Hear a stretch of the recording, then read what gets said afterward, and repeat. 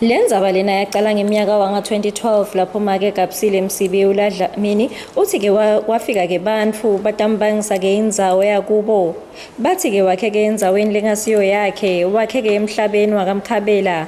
Ladlamini uthi-ke lendzawo labangiswa yona ngeyakhe wayishiyelwa-ke batali bakhe njengoba-ke waboshelwa lona-ke lifindvo ngeminyaka wanga-2012 ngubandlancane wakalozitha.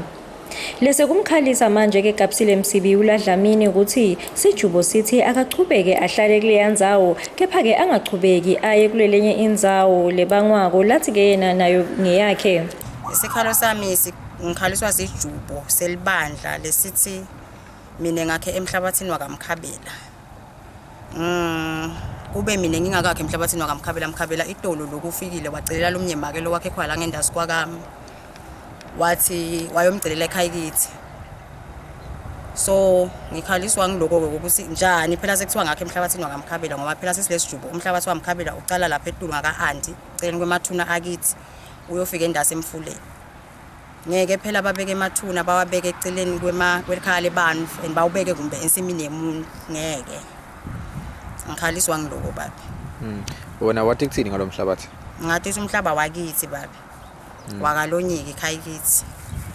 Sithini ke lesijubo uma siyabona la simekhona sime ekhaya kakho la ngehla kunemhlabathi lo ungakakhiwa lesijubo mbamba basithini ke nyalo? Sijubo sethi nyalo angihlalela ngihleti khona la bangibeka khona bona bangibandla kancane ngingasaweleli ngesheya lapho bo andi bami bathi angigcine khona. Babasho ngaliphi bo andi bakho? Bo andi basho ngoba kunemathuna kulendzawo lesikhulumela yona kulomlele lesubangako nalaba bakamkhabela unemathuna. Emathuna ku? Emathuna akithi kwakusedinza lento akithi ngala. Lokho sisilo mhlabathi lebakhuluma ngawo ngomhlabathi wasekhayeni ngalamafishi. Yes, ngumhlabathi wasekhaya kithi. Inyalo bofisa ini noma? Ngifisa ukuthi umhlabathi wakithi ubuye kithi ngicabanga ukuthi laba abasebenzisa lokho ukuthi ekhaya kithi sekude mumvu bonke sebafa bonke. So bathathe leyo advantage leyo ukuthi sebangasimuka konke lesinako.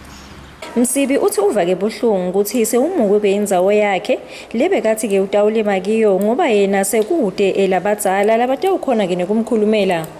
Etindzabeni yeMaswati Channel nginginohlahla Thwala sina Gary Carlos Nfabantfu.